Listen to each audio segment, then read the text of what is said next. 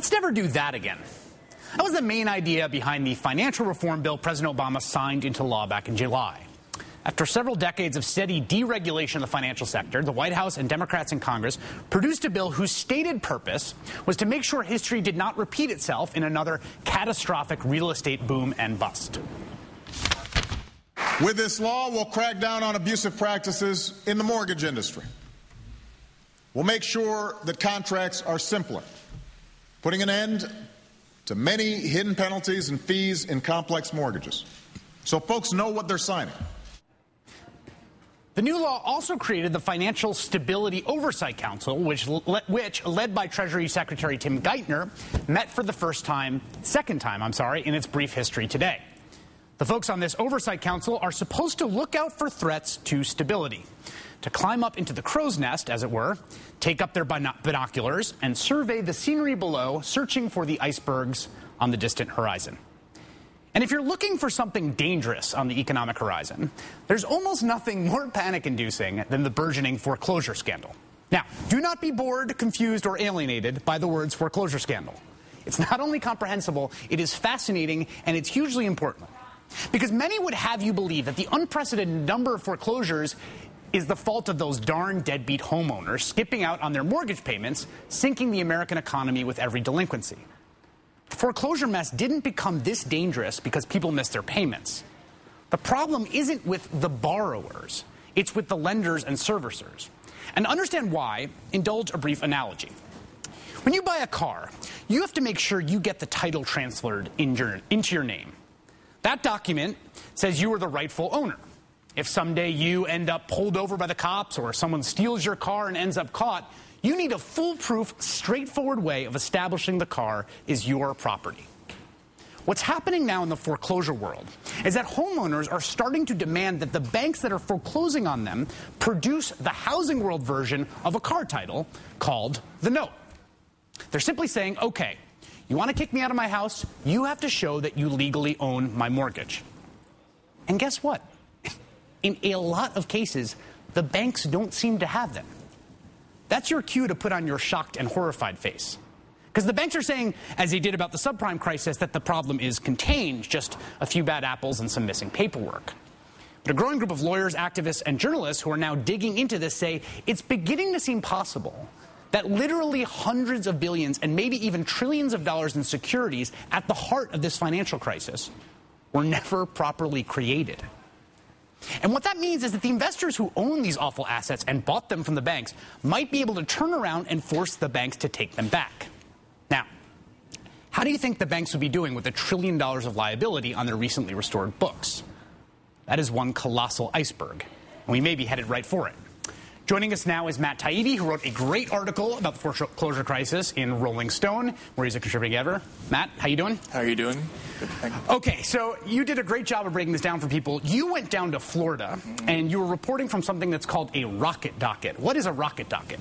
I have to back up really quickly and just explain a few things. First of all, this whole mortgage bubble was the result of a gigantic transnational fraud scheme where the banks, basically what they were doing is they were bundling hundreds and thousands of these subprime mortgages and fawning them off on unsuspecting third-party suckers like insurance companies, pension funds, German land banks, Dutch trade unions. Some Norwegian town. Exactly. They were buying this stuff as AAA-rated securities. And what the banks were doing, once they sold these mismarked AAA-rated securities, once they'd completed that fraud, they stopped doing their paperwork. I mean, why bother doing the paperwork? You've already committed the crime. Why spend any more money properly upkeeping these loans? So pretty much every one of these mortgages that was securitized, that was chopped up and sold as securities during the last 10 years or so, there's no paperwork on them. And I was at one of these... Wait, let me stop. Is that really true? When you say pretty much every one of these, that seems implausible. No, I was at this foreclosure court in Florida, and I've been actually to other courts in the meantime since. The rocket docket is a court where they're trying to close 25 cases an hour because the banks are basically trying to speed all these fraudulent loans into the next stage of their existence so that nobody will look at this phony paperwork. Every single foreclosure case that I saw had bad paperwork in it. I saw a case where a bank claimed on the same page that it was both the owner and holder of a mortgage note and had lost and was unable to locate the mortgage note. On the same page they claimed this in front of a judge. And this was typical of the kind of stuff that we're seeing in these cases. The banks never did their upkeep, so they're going back in time and they're doctoring and making up paperwork to fit the foreclosure later on. Okay, so that's a thing that I think blew up a little bit, and people may have heard of. It sort of was in the periphery. This Wall Street Journal reporting about people called robo-signers. Right? What was a robo-signer, and how does that fit into this crime scene? Okay, again, you don't have the paperwork, right? So I'm trying to foreclose on you. I don't have the paperwork. You say, "Where's the paperwork?" I say, "I don't have the paperwork." Right. So now what do I do? What do you got to do? You got to make a chain of custody. You got to go back in time and create a whole bunch of paperwork and get somebody to sign off on it and say, "I personally swear, I attest that this is all true and have personal knowledge of these documents." And what they would do is they would drag these entry-level guys, these pimply, people straight out of college in many cases, and they would get them to sign hundreds or even, more than hundreds of these documents a day. And that's why in many of these cases, we actually saw names that people recognize from the news because there's so many they sign so many of these foreclosure documents. And that's what robo-signers are. They're just essentially committing fraud when they're submitting these documents to the court. Okay. We got these big pooled securities. They never did the paperwork properly. Right.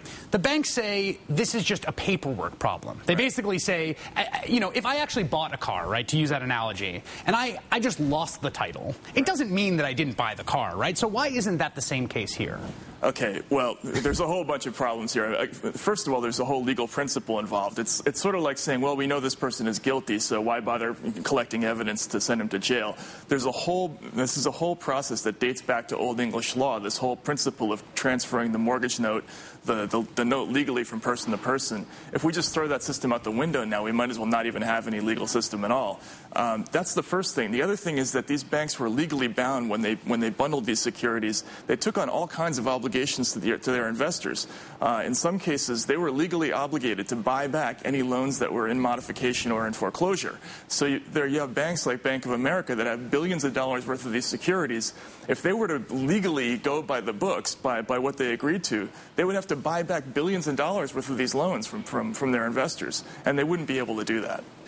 Matt Taibbi, he's a contributing editor at Rolling Stone, wrote a great piece about the foreclosure crisis, has a new book out, I believe, called Griftopia, and I look forward to reading it. Thanks a lot. Thanks very much. Appreciate it, Matt. Okay.